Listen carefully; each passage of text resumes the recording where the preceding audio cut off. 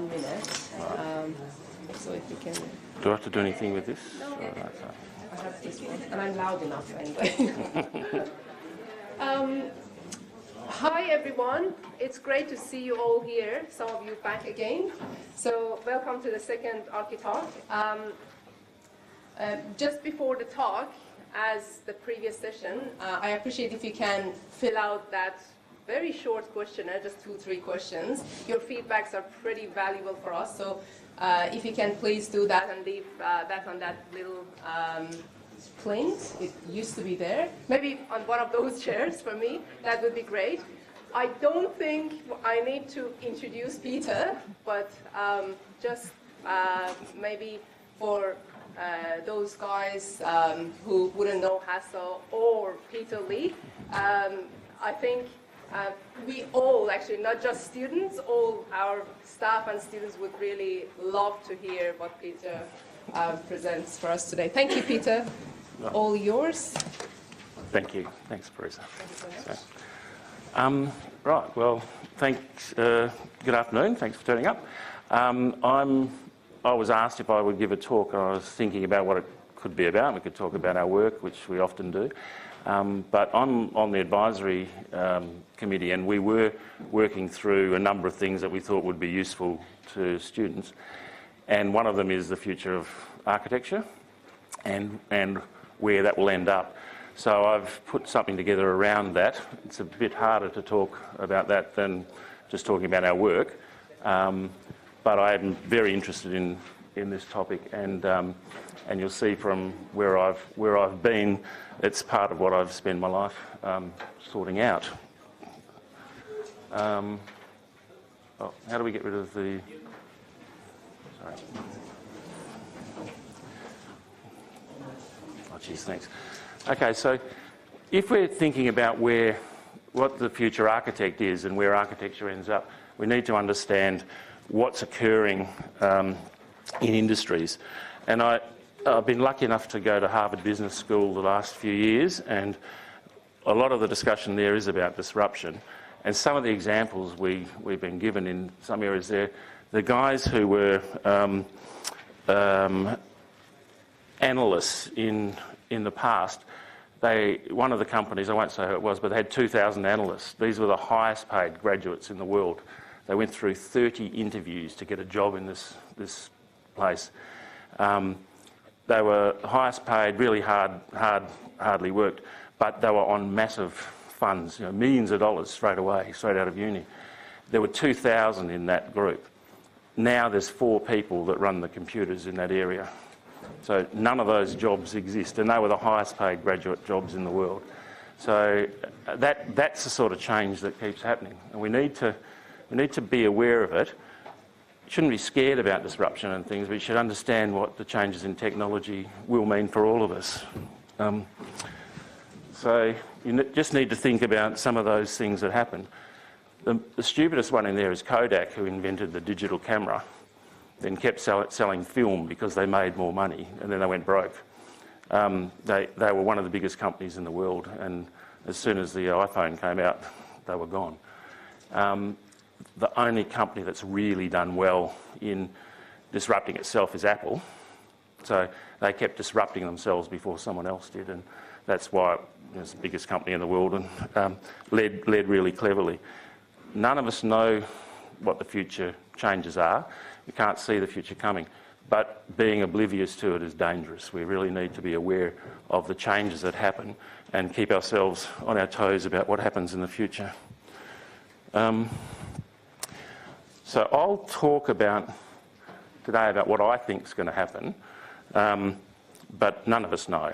So it is a guess. This is my guess, trying to keep my business going and keep ourselves at the forefront of things, but it is a guess. And I think what you should do is be careful about who's telling you things, because I hear all sorts of stuff and a lot of it's rubbish. And how you going? So I think I'll talk a little bit about Hassel for those of you who don't know us and myself, so you can make up your mind whether what I'm saying is rubbish or of some sense. We are in 10 locations now around the world. There's about 1,000 of us. There used to be 1,300 of us. So I pulled us back and slowed us down a little bit on the old-fashioned get bigger, bigger, bigger argument.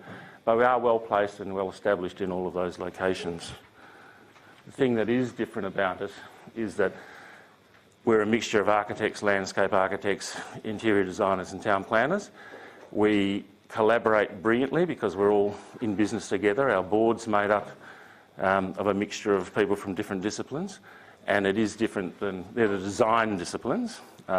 So we haven't got any engineers or people from that side of things, but we really do concentrate on working together. Qua worked with us for a couple of years as a provocateur. Got it right? Yes. So, and we're doing things like, so in the International Landscape Awards, this year we've got the stadium landscape here, Darling Harbour landscape, and some work we did in San Francisco called Resilient by Design. There's if you take the student prizes out in International Landscape Awards, there's 26 shortlisted groups. We're 3 of them. So we're really kicking goals internationally in that side of things. Some of the stuff we're working on, the Ribbon building in the middle of Sydney, we've done the Western Hotel here, and they liked us so much they gave us the W Hotel in Darling Harbour, so we did that out of Perth. We've still got about 100 people in Perth because we've been doing lots of work all around the world out of here. So that's kept a lot of people employed here that wouldn't be otherwise. You might have seen the Mars program, where we were shortlisted with NASA about how you'd settle on Mars. That's a pretty interesting TED talk about that that's on there.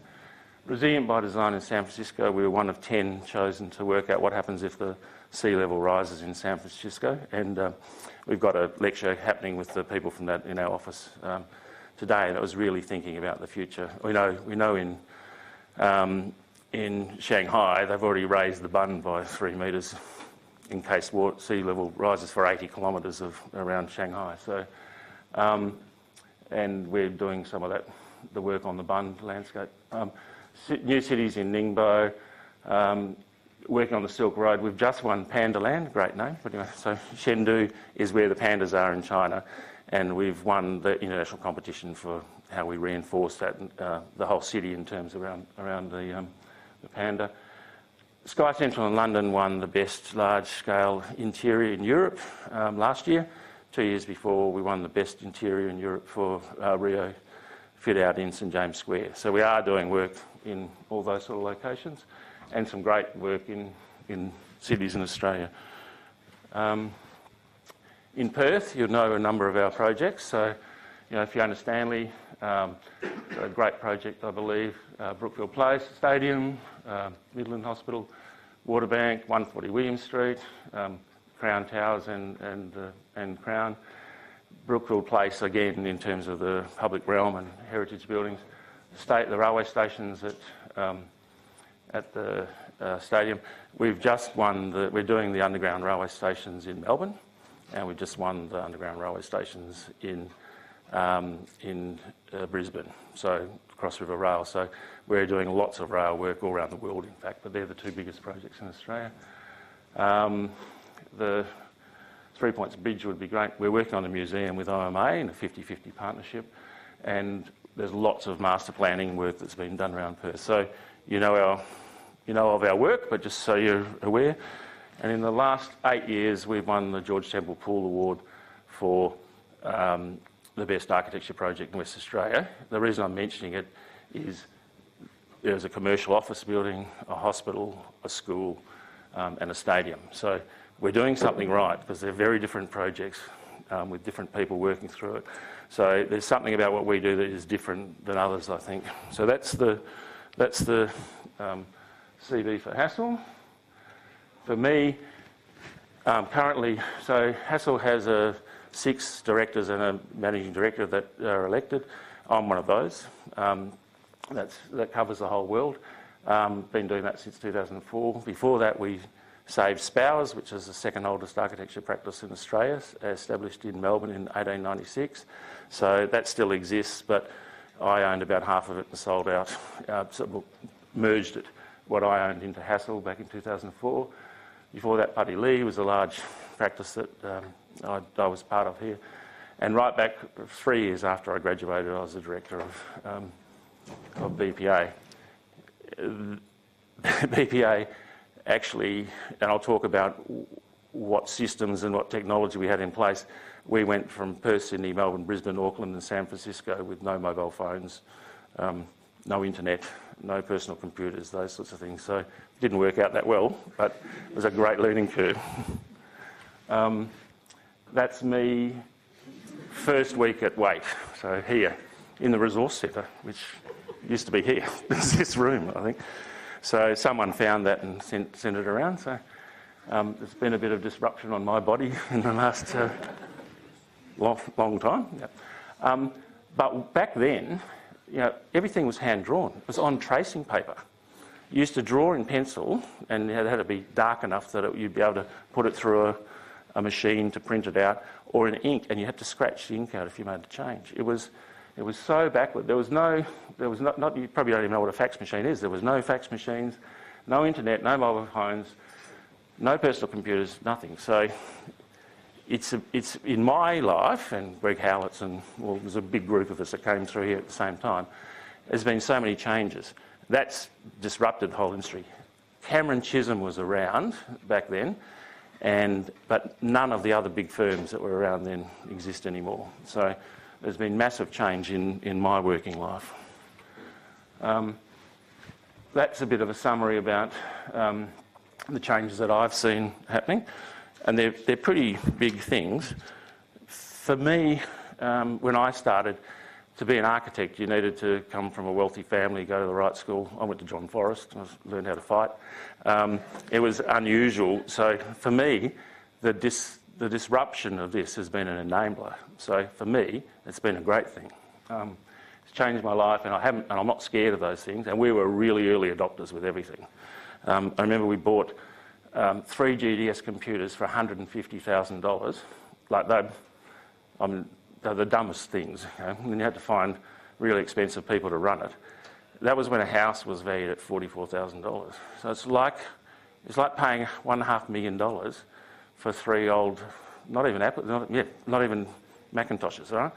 So, but they paid for themselves within about 6 months.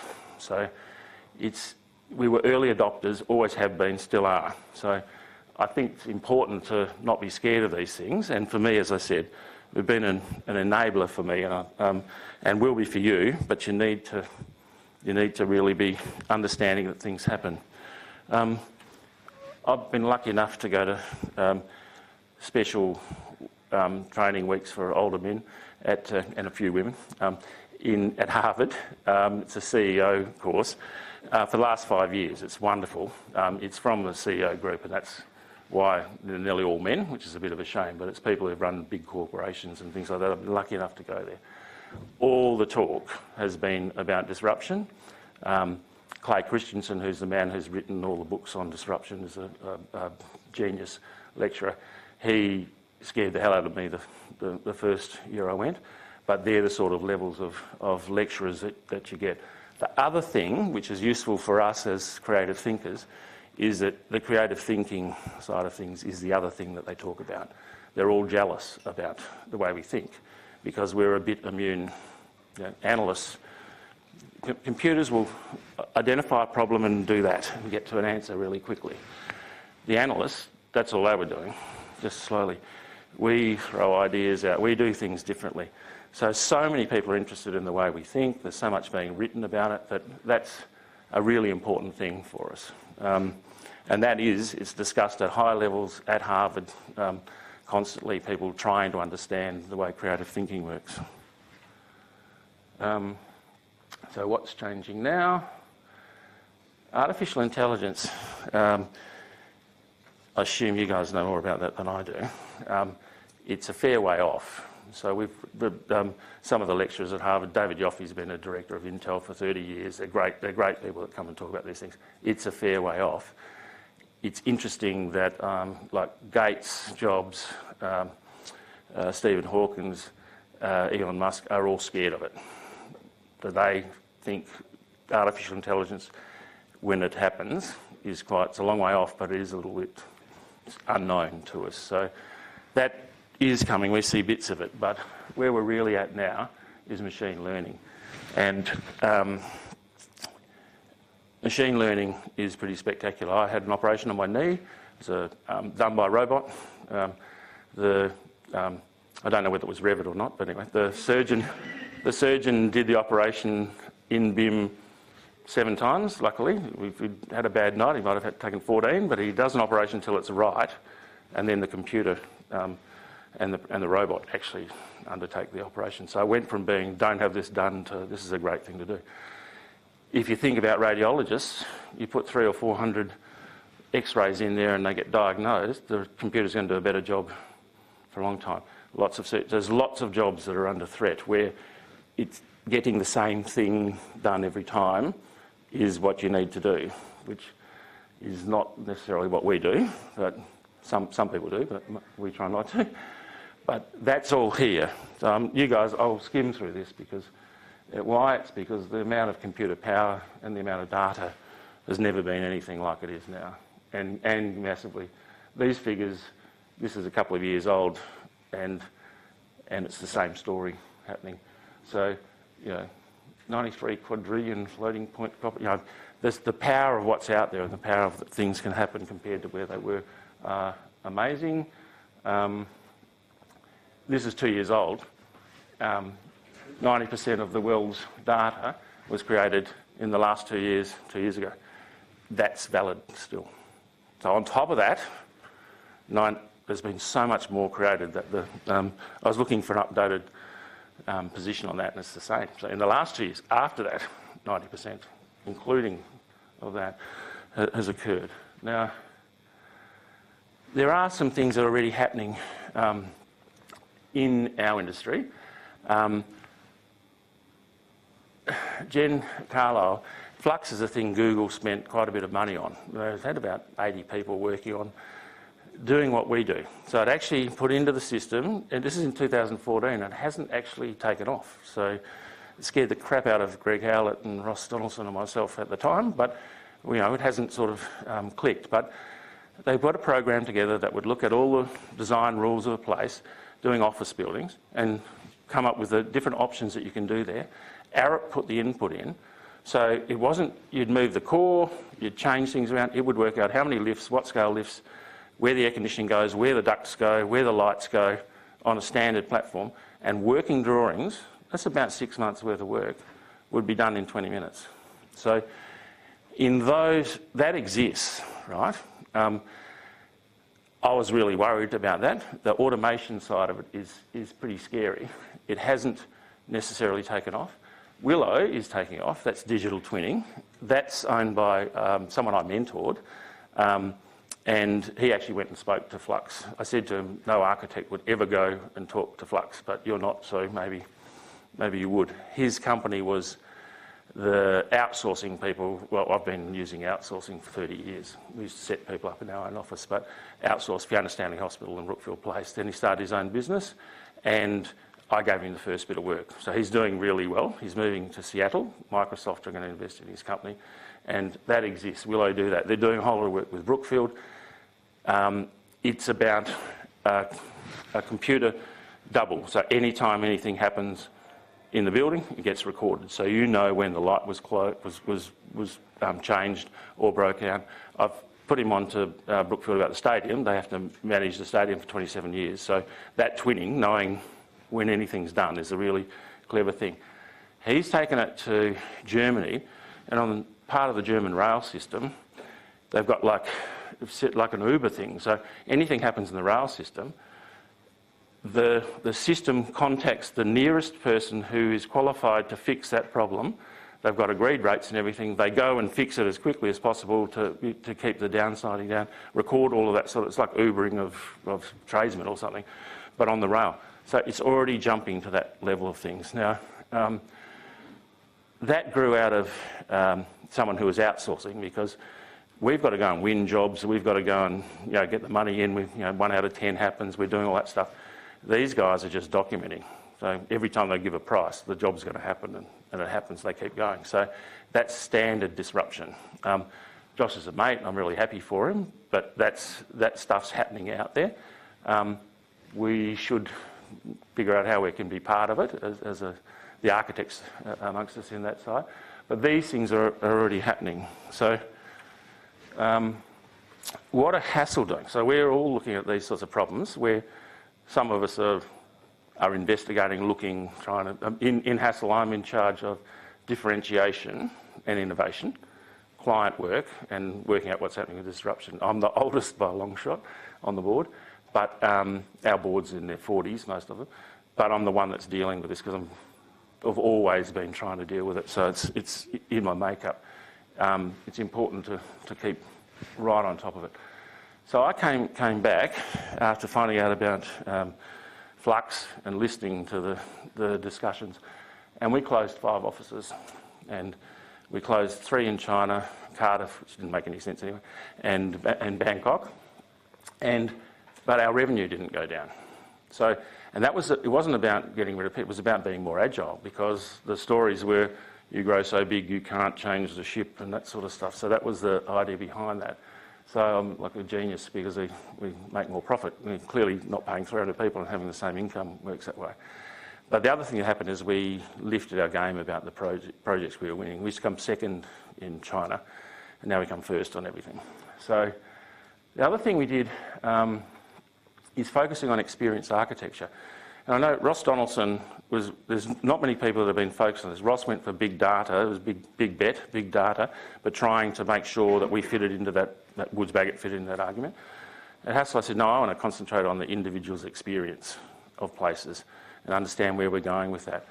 So we found a group called Free State in London, and we merged with them. I took them over. And there are people who, I've got lots of examples, but the best example is, 10 years ago, Virgin Atlantic came to them and said, we'd like you to do our business centres. And they said, well, okay, that's good, we can go and pick some furniture or something for you, but you're actually talking about changing the way that travellers experience it, taking the stress. If you take the stress out of travelling in business, people will pay more and do it. So they come up with the idea that we'll ring you and tell you whether the plane's on time. We'll send a car around and pick you up. We'll take you to the airport, we'll make sure you get through quickly. You don't have to, we'll hold the plane if you're late. All the stress will be gone. So yes, we can pick furniture, and they got to do lots of that, and for lots of things. And then when you get to the other end, we'll take you to your hotel.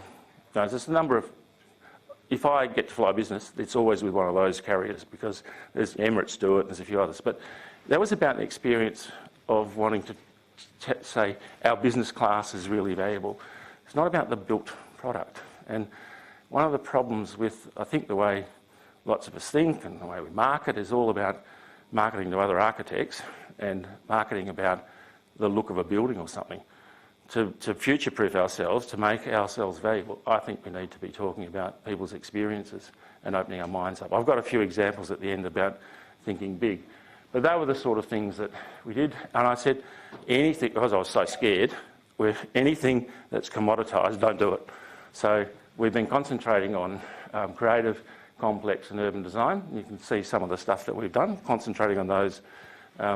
Shouldn't be driven out of being scared, but it didn't work out too badly. But that was a sensible approach that we took. Whether it's been right for the last 5 years anyway. So future-proofing what we do. I think there's a number of things that we think we try and do, we do reasonably well, that I think is important for all of us. One is collaboration. Virtual organisations where you share information, they trump masterism. Yes, we all hear about the few, great architects that come from, around the world and do these great things. There's tens of thousands of us, and there's 3 or 4 of them. It's not, they're not always doing that well. It's not the way of the future, and it's a real gamble if you're trying to sort of teach people or be one of those people going in there. Understanding and listening to people, and architects can be a little arrogant and always want to, was something I remember David Standen, who used to lecture here, said, authority without responsibility is a bad thing, and there seems to be a bit of that in our profession. We need to be good at listening and learning and talking to others and gathering, because in the end it's when you walk your grandchild or your children around the place and you're really proud of it that you can't give all your excuses. It's about where you've got to. So getting the right answer, being able to collaborate is a really important thing, and being part of a team is really important. And it's that space between the professions. So I actually wanted to be a town planner. I fell in love with architecture, but I started the planning group with Dave Caddy, which is Element now, still the largest practice, but always been interested in urban design and that side of things. I just never could be bothered coming back to finish it off, right? So doing that. But that was I'm across that. Lots of our people and board members are across a number of the professions. The more we understand that, the more value we get out of it. And when we get to talk about the stadium, it's the landscape, the interiors, the architecture, all working together, thinking about that as one, which is really important. And we work really well with other landscape architects and town planners because we show them respect. We understand the value that people bring. And silos don't work, and they get in the way, and things work so much better. So that multidiscipline approach and listening to others is really important. The real value and the thing that'll keep us as being important, and we are on the list of professions that will be disrupted. We're down low on it, so it's recognised. It's because of that creative thinking, and it's about really thinking outside the box, inventing things, coming up with things that haven't been done before. That's where the value is, and it's recognised by engineers and others who aren't good at it. I like engineers to just get the numbers right and bridges to stand up and those sorts of things. It's good that they think that way, not too creative, but they do a bit jealous about what we do that way. But what we do need to do is back it up with evidence and strategic intelligence. We don't do enough research. We don't back things up that way. If we do that, we can charge more. If we talk about this design will increase dwell time, so people in this space will stay longer, they'll spend more, this is the right way to do it, you'll get to do things that you want. So we need to do both, but this is a really important thing for us to keep in mind. So at Hassel we went, Samson, the guy that does he was our marketing guy. He went to our clients and said, is there something different about what Hassel does? And they said they unlock the social, economic and cultural value of places. So when your clients say that, you pick up on it. That's the differentiator. And we make sure that we try and prove that and incorporate that in our design. The other thing is, Choir knows that these are the things I used to teach all the time to people about, yes, you can have a beautiful building, that's wonderful. The sun does hit the stadium at 4:30 in the afternoon and it sparkles, it's beautiful. We never said that to anybody. We hoped it happened, but that wasn't how we sold the thing, right? So, but what is great is when you've got the function right, of course it has to be, the building needs to be beautiful. It's important about context. The best I could put in here was aspiration. I used to say what you can do for the human condition, and that's the way I treat that. There's always an opportunity in what we do to do something that improves the human condition. It's really important. It's really important with our next gen people in our organisation that we're thinking about what can we do that's good for humankind. When you put those four things together, you get great results. You get really smart outcomes. It's also hard to mimic because when you're balancing all of these things, what can I sell? Computers won't be able to do that. Even artificial intelligence would be very difficult to understand that trade-off. I think there's a circumstance. I don't know whether you've seen it. There's a thing to test you. It's about when driverless cars, right? So we have automated vehicles. That's perfect. When everything goes wonderfully, everything works perfectly. What if a tree falls across, or what if drunk driver goes through a red light, or a truck driver, or what happens? When you do that, go through the app working out, it's like, okay, so I swerve to the right, but there's a family with two kids there. There's an old bloke on the left, so maybe I swerve to the left and take him out. Or do I just run into the truck and take the... So they're decisions that a computer's going to have to make. That how do you put in people's... How do you get to a moral judgment about which way the car goes when something happens? You know, that's the complicating bit about where the threat comes from us, as long as we're doing it. Okay? If we're not doing that, then other things can happen. That's why Flux hasn't taken off, because we do that. But there's lots of times when we don't, and when we don't, we are susceptible. Then the other thing we also do is we stop every now and then and think, okay, what changed? All the decisions we made up at that point, what changed? Was anything that changed that's different? We test it again, we go through that process. It's hard to fit that in when you've got people jumping up and down about times and all that sort of stuff, but it is sensible to make sure that the assumptions you've made are right, and you go back and test that, you check all the time. So there's a quote from a book I'll mention in a minute, but the future's not a destination, it's a direction. We don't actually know where it's going, but moving, understanding, keeping our minds open about things is really important. So I don't have the answers. I've told you what we're thinking about, but do keep your minds open. You've seen what's changed in my life. Yours is going to be 10 times faster and quicker. And thinking creatively is our best defence. This is like, I've just finished reading this, I couldn't put it down. It's about Pixar. It's a great quote, because I used to think, when we do all of these things, we uncover, there's an answer in there to uncover. There's not. You know, there's stories in there, when you figure out where that story started and where it ended, it's different. It's about, it's a great book. It's written by the president of Disney Animation now, but was Pixar. It's really interesting comments about Steve Jobs. It's a different story in there, but it's really about creativity. It's the best book I've ever read on that subject. Yep, so if I can give you a gift, I will read this one. It's understanding that exploring the possible before solving problems is the real way of unlocking opportunities and finding value. Making problems bigger than they are before solving them is a skill and a process that computers don't do. It's really important. It's not my quote. I think there's about 7 or 8 people who've claimed that architects make problems bigger than... A lot of my clients say architects make problems bigger than they are, but it's really actually important.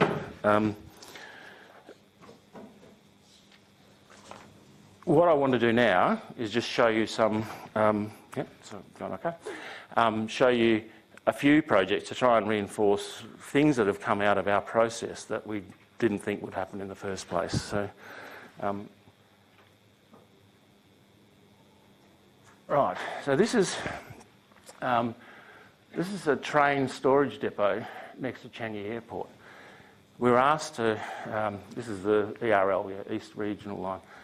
We're asked to put together, so it's storing trains and buses interchange, right? So where they go to sleep at night.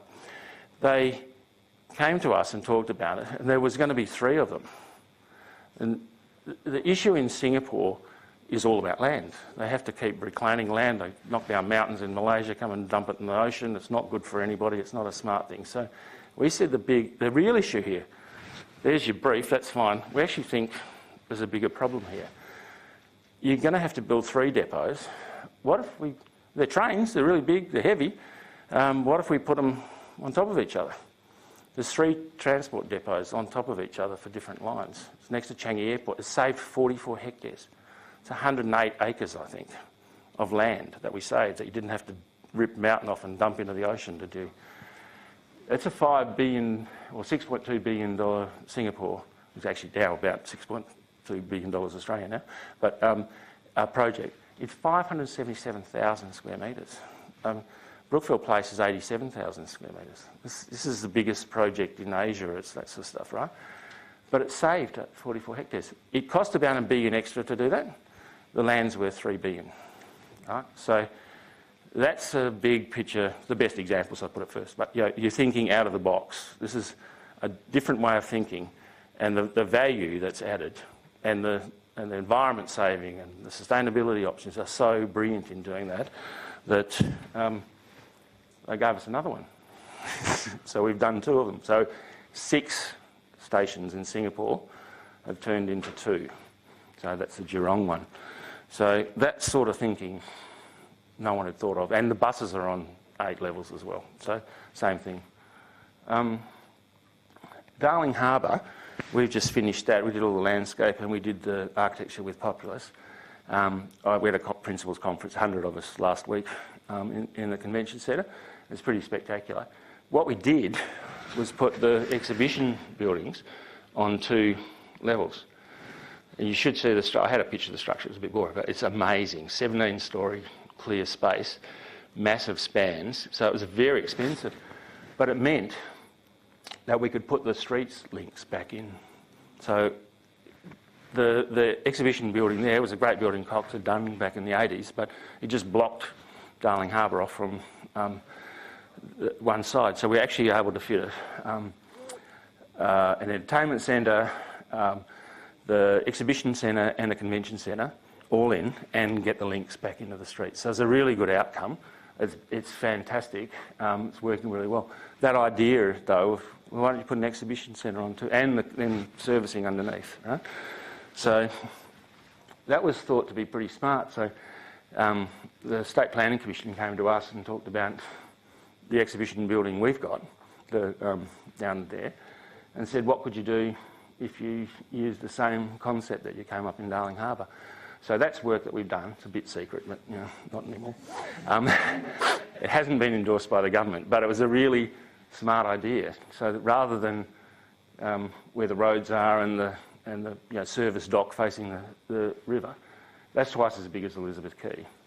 And you can still have an exhibition centre, it would work better. So having thought that through, there's a lot of places in the world I think you could plonk that sort of thinking. And that was part of, it's a good bit of dirt, so you'd probably be able to fund it by, in a good time, selling off part of the land. Oops. Did I miss something? No. So I don't know that much about this, but it's a big win because it's a worldwide competition. We did the panda enclosure at the zoo in Adelaide, and we've done lots of that sort of work. They were talking about, a bit of a panda visit stuff. We took it and said, okay, how about all of Chengdu? You put all of the bits that are linked. So someone can come and spend 3 days discovering bits in your city, because the only reason you go to Chengdu is for the pandas. So linking all of that through. So that's how it turned from being, let's go and look at some pandas in enclosures, to how about you tell the whole story of Chengdu and the story of the pandas and museums and link them all together, urban development, everything else like that. It turned into a big project. But it was about making it a bigger thought than just somewhere you can go for hundreds of thousands of people in the same spot looking at pandas in enclosures, which is not really what people want. The Western, when we were brought onto this job, I don't know whether you know it, so it's Irwin, Hay Street and Murray Street. There's a heritage fire station and there's a pretty crappy heritage building, Gerham, but it was listed. And there was a hotel and 15 metres apart, an office building. Half the hotel rooms were looking into the office building. The ballroom span between, the drop-off was opposite where the prisoners get delivered in the courts. Right? It's just all perfect. So we thought, if we pull the office building down to Hay Street a bit closer and turn the hotel round a bit, then we could actually open up a bit of a landscape section through there. And we'd take the drop-off and put it on the other side. So that's where, if you go there, that's what we've done. And then we had the ballroom. I said, I think we should just hang it out over the heritage building. Everyone's going, you're nuts, right? Well, your wife was saying the same thing. Yeah. So that's what we did, and then we went and said to everybody, and then we could put a little skinny strip to hide where the prisoners were being dropped off in the morning. You watch the prisoners getting dropped off over breakfast in Western, which is supposed to be about a spa setting and relaxed and calm. So it wasn't easy at first, but that thinking created a park that runs all the way through. It's quite lovely. The Western like to have something about the location, something really West Australian about it. So our idea was, well, you've got the veranda. So you come in one side, you've got the lobby, and then you sit on the veranda, and there's your backyard. And they loved that idea, so much they gave us the W in Darling Harbour, but they did like the idea and how we achieved it. So I think it's pretty spectacular over Gerram, where the ballroom sits. It's behind that huge ficus in Murray Street. Seems to settle in really well. It's one of the highlights of the building. Very long story, hard to get approval, all that sort of stuff, but opened up all the value there. Nuts. Everyone said we were nuts. You couldn't do it. Yeah, putting a big blob of a building over a heritage building, unheard of. Peter Dean keeps doing it now. Brookfield Place. In the fit out of Brookfield Place, BHP had a really hierarchical structure to their business, and it was costing them. No one wanted to work there. So when we won the building and did that, then we actually won the fit out as a separate thing. And the argument there was, we'll put all of the interface with the public down the lower levels. We'll have no offices, so 60,000 square metres, no offices. Put everybody on the view on the front, up the top. Top floors for staff, not for the bosses. The building fit out was a big statement about how they could change their culture in there. They could have 300 car bays, they only took 50, and we put 500 extra bicycle bays in. Sustainability argument, changed direction. So that was winning a fit out on a discussion about changing your culture in the building. Then down the bottom, the plaza just ran straight into the back of the buildings. And Brookfield's head office in New York, I was there a few months ago, is 1980s, big plazas. You know, it's that sort of stuff. Trying to change their minds was difficult. It was actually, this is a collaborative critique, having a discussion. The landscape architect said, what about us engaging those basements? We didn't say no. We said, yeah, well, good luck, but go and show us how you do it. They're all on different levels. It's all over the place. You know, that'll be impossible. That's actually what makes it beautiful, right? Then they came back and we thought, you know, the space is going to fill the, you know, okay. But it did create 2,000 square metres of extra space. So I could go to our client and say, look, I can get you 2,000 square metres of extra space, not we'd like to engage at heritage basements and those things. And it's about the best part of that building. So it's stopping, it's listening to critique, it's solving a problem that wasn't necessary, that's different. I mean, we've had the same arguments talking to Chevron, which we're now starting the Chevron building. It's not quite the same as we did with BHP, but it was a big change in their culture in thinking that through. Fiona Stanley Hospital, we won nearly all of these. The government hasn't given us. We've won in competitions, or people say, oh, Hassel gets all the work. Well, yeah, we win the jobs, the competitions and things. This one we were given. And it's because we involved a guy, this is about the research, evidence-based design. Roger Ulrich from the US came and spoke, and we put a proposition that if you have private rooms, so you're not putting up with 3 other people snoring or coughing or having problems in a room, then you get sleep. And you get sleep, you heal better. And if you look at the sky or landscape in the building, the assumption and the proof, the evidence at the time was that you would get out 2 days earlier and use half the drugs. In America, I think they want to keep you in for 2 days longer and sell you twice as many drugs. But in this country, that was a really big winner. So that's how we got the job. The other thing was, at the time, a nurse, and these are the things we thought about, the big problem was getting nurses. We were trying to import them from everywhere else. The average age was 42. There were lots of people working in nursing who didn't want to, but because there just wasn't enough nurses. So we thought, well, that's because hospitals were often designed, squeezed in, you're in a back lane, back passage, running around to get to somewhere quickly, in the dark, not seeing any, you know, and then you're in a room with a patient and then back to it. So we actually pulled the hospital apart, and we've got glass walkways, and the theatres have windows, so if you're in operation you can rest and see, because that works for people working as well, you know, seeing the outside and those sort of things. So we changed that. It's actually a really popular place to work. We're not going to affect the culture of some hospitals. You know, Royal Perth had a great culture, and it's a crap, you know, hospital. So you know those things. But for what we can affect, that was the basis of how we won the job, and that's what we got to build there. It is one of the best hospitals in the world. But it was thinking about the patient and the people who work there, not about the dollars or the project managers. 140 William Street, which we're really proud of, that was done so cheaply, it's half the price that Brookfield Place was, right? It's a West Perth cost. We worked so hard. There are no transfer beams in the build. We did the railway station underneath, and we made sure that we understood where things were going. There's a 3.8 metre cantilever with edge beams. The glass, we worked out a system. Dave Hunt in our office worked out how to do that, where we leave a little slot. The window systems are single glazing, so the building would shed heat at night.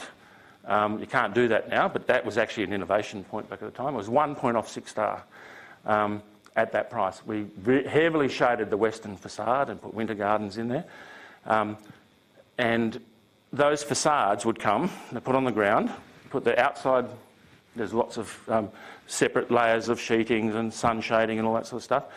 Inside, all you had to do was pull the paper off the back and the walls were done. They bolted at the bottom and the top. The curtain rails were in and the skirting ducts in each of them. 2 guys with a spider crane could do all of that. So whilst it looks like it's all over the place, no transfer slabs which hold you up. It's a really cheap building. So, but that was working on the construction side, different ways of doing things with the builder. It's the best job I've ever worked on, and worked so well with the builder and the client. It was a bid off schematic design at 218 million. It was built for 218 million, and it's really, really clever. And the government was paying $390 a square metre rent when. Go back on the Avery again. Yeah, it was good. Yeah, you can pay this time. There's only a few more. Stadium, which we're really proud of. I mean, that was Cox and ourselves and HKS. When we looked at it, it was, what are we going to do here that's really different? Because all the others were internationals, and something that could have flown in from outer space might land on this plot, and someone thinks it's a nice, funny shaped building, and that'll be right. We actually examined. The Premier had said, "Oh, this was Kings Park of the East," and we said, I remember I had to give the first half-hour presentation to 65 people who were judging who would win, and it was Kings Park of the East. What a load of bullshit. Kings Park was 1,000 acres set aside by wise men for future generations in pristine condition. This site was a sewage treatment plant, a cement works, something else, a rubbish tip, uncontrolled rubbish tip, and up to the 50s, Aboriginal people weren't allowed in the city after 6 at night and before 6 in the morning, and they had to wear dog tags when they went in there. It's an appalling position. We said, this can be Kings Park of the East, but only if you let us fix that rubbish and mend and heal mistakes of the past. There's so much that's not discovered there that's around in the parkland. There's 9 Aboriginal artists. The message sticks to welcome the country. The Aboriginal poem indented in the bottom of the building. There's a whole lot of stuff. We created an app for open house. The Optus couldn't get it working. I still think that's very funny. Anyway, but that sort of, those stories are hidden, and they'll be discovered. And Venues Live didn't know about them. We gave them a lecture earlier this year. All their people, they were really stunned because it's another layer of discussion. When I was presenting it, I sat down, and Ian Campbell, who was on it, said, "We've won," because the audience understood those arguments. It wasn't something, I did say it wasn't something that had flown in from outer space and landed here, all that stuff. So, but it was about discovering something real about this place that made it important, made it clever, I think. Nearly there. So. That's, 9 Aboriginal artists and six seasons of Aboriginal culture is how the playgrounds are arranged. This was a competition we came second on. So it was the Bund in Shanghai. There was 27 kilometres of landscape. It was a big job. We came second. In China, they actually go to the public and ask for a public vote. And our idea was, Shanghai needs to be more environmentally friendly. There are 2 million children under 14 in Shanghai. We want to plant 2 million trees. They went to the public. There were eight shortlisted parties. We came second. We got 55% of the popular vote. So the other 7 got 45, right? So they gave us 2.7 kilometres, they gave us 10% of the landscape, but I've incorporated that discussion about at least one tree for the kids in all the other landscape in the bund. It was a discussion, a thought about what can we do here that's actually about the people who live here, not about wonderful patterns from outer space or whatever. So it worked out well in the end, and it actually started a run of wins, I think. So, little thing, the old Myer building in Fremantle, which we're doing. People have been working on that for quite a long time. I spent 6 hours on the weekend because they had a basement you couldn't use and they had a very expensive atrium. And I said, look, how about we just put a street through the middle of this site and open up the 4,000 square metres in the basement? Did a little sketch, go up to the client. We were commissioned that week. That's what's being built.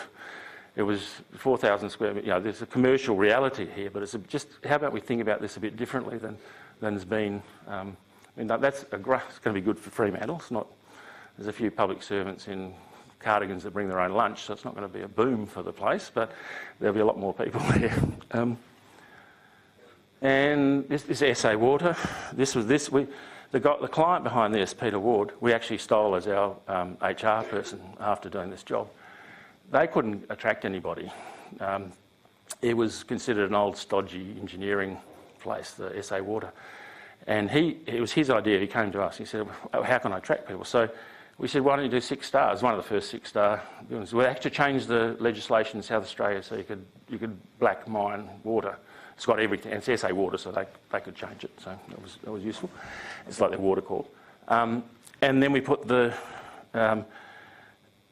all of the labs and that interface on the ground floor.